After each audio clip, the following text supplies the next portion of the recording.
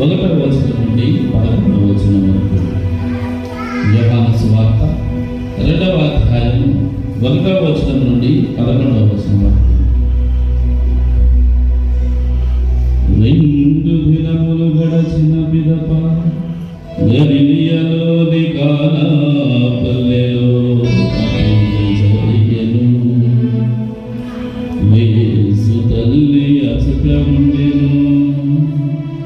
యేసు ఆయన శిష్యులలో ఆ వివాహములకు ఆహ్వానింపబడి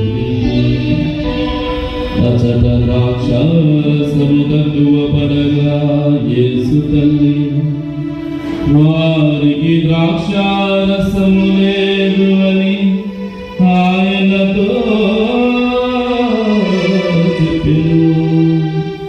స్త్రీ, అది నాకేమి, నీకేమి, నా గడియ ఇంకను రాలేదు అని యేసు పలికెను. స్త్రీ, అది నాకేమి, నీకేమి, నా గడియ ఇంకను రాలేదు అని యేసు పలికెను. ఆ తల్లి సేవకులతో ఆయన చెప్పినట్టు చేయుడు అనేను.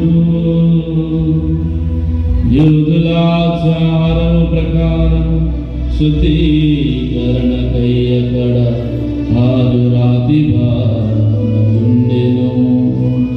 ఒక్కొక్క బాణలో 2-3 గడవల నీరు పట్టును.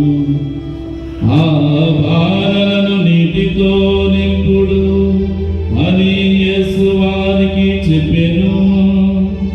అట్లే వారు వారిని అంచుల వరకు నింపి అంతటా మీరు ఇప్పుడు విందు పెద్ద యొద్దకు కొంచెం ఉంచుకొని పొందు అని చెప్పగా వారు అట్లే తీసుకొని పోయిరి. విందు నడిపే పెద్ద ద్రాక్షారసముగా మారిన ఆ నీటిని రుచి చూచెను.